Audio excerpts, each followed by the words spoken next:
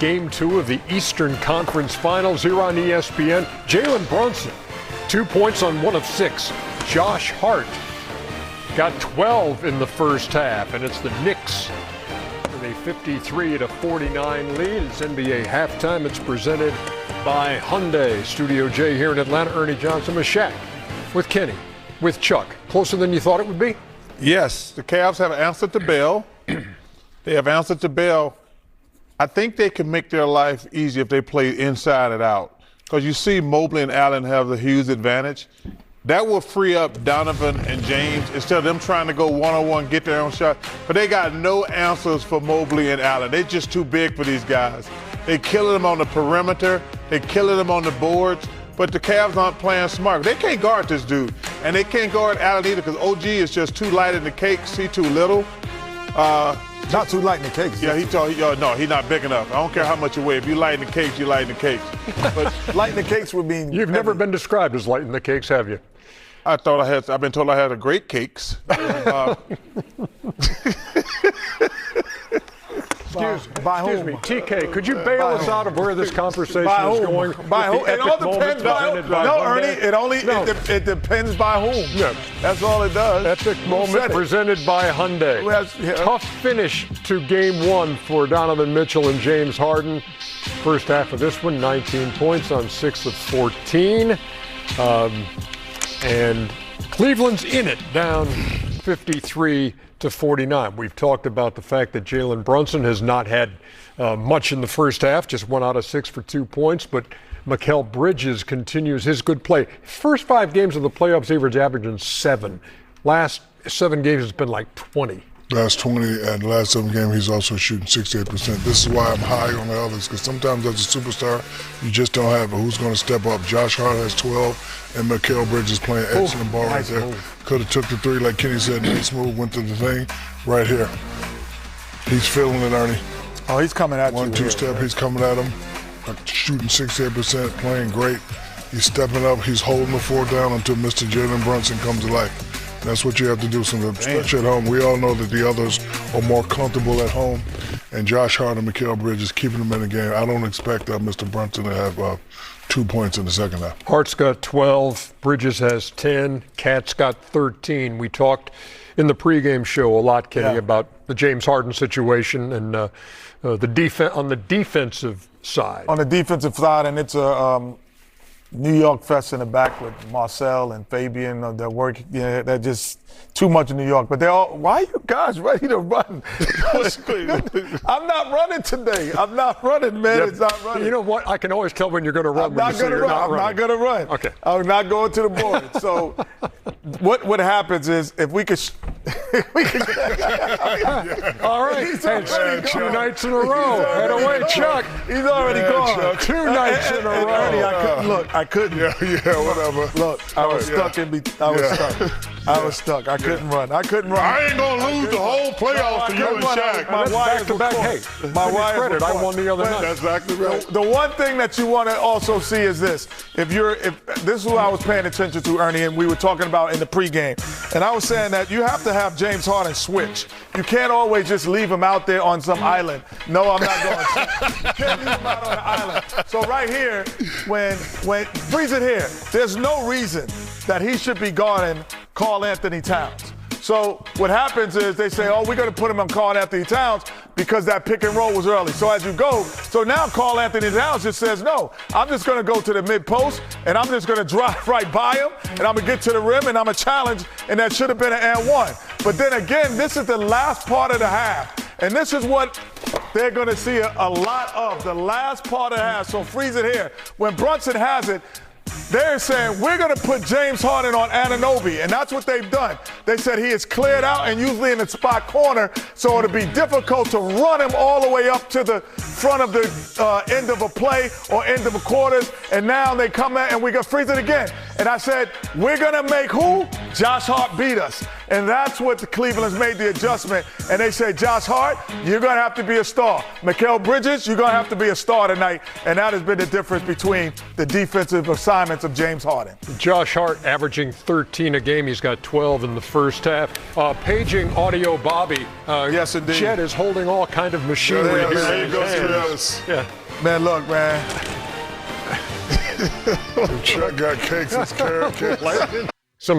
Sometimes, Shaq, a guy has it, and not everybody has it. The ability to take over a game, and when you're down, like they were in game one, and it became his game. He definitely has the it factor. He's a great player. You know, when they do that 1-4 flat, not really much help you can do. And like everybody knows, they were targeting James Harden, but he has the it factor, and he wants it. I like his answer. I respect his answer, but not thinking about it. But as a player, you do think about it, and sometimes it just fills you up with so much rage that you have to go out and get it. They know they let one.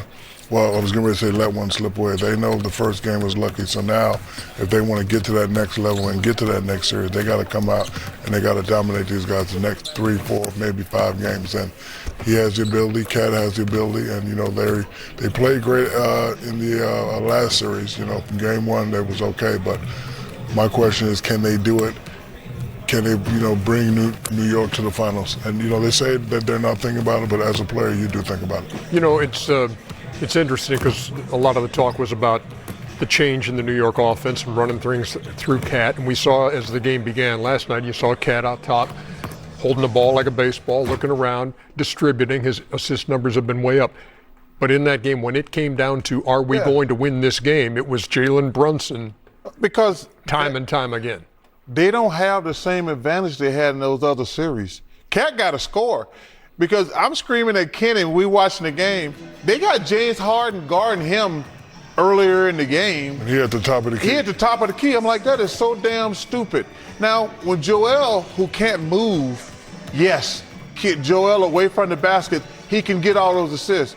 But if they're going to play James Harden or a little guy on Cat, he got to take his big ass down in the post. But Mobley had good success the other night against Mobley Cat. and Allen, they're the key. And it's a different animal than what he's seen in the Atlanta series 100%. or the Philly series. But they were trying to hide James Harden on him a couple times. I think Allen and Mobley gonna have an advantage because of their mobility. They stopped going to them in the fourth quarter, the last few minutes. That's what bothered me more than anything about the game. Harden was 1 for 6. And what's name was 1 for 7. Mobley and Allen did not touch the ball those last few minutes. I'm always amazed, Ernie, that a guy, when you know that he's getting the ball down the stretch and he can deliver the way Brunson is doing. I'm more amazed at him because when you look at guys who've done it, LeBron, Kobe, Michael, they have a physical advantage. Brunson really does not have a physical advantage in the fourth quarter on the guy guarding him. He's not taller than him. What? Chuck, Shaq, we that guy. No, but you guys were receiving passes. They're starting with the ball. Different. So he's starting with the ball. 10 eyes on him. You guys. Well, when they give me the ball and give Shaq the ball, it's 10 eyes on us too. No. Thank you, Chuck. Everything's on the other side. Thank you, Chuck, for sticking up for me. Different bringing it from baseline to baseline. I can dribble. Stop. The Knicks, by the way. You better Google me, man. Listen, you that dude, but you ain't that dude. You that dude, but you ain't that dude. I love Dave Chappelle. Hey, the Knicks, by the way, 9-2 in this postseason. Those 2 losses by a total of 2 points. Wow. When we come back, we're going to hear from Scoop. He ought to, man. I can't say nothing without. And we welcome you to NBA Courtside, presented by Michelob Ultra.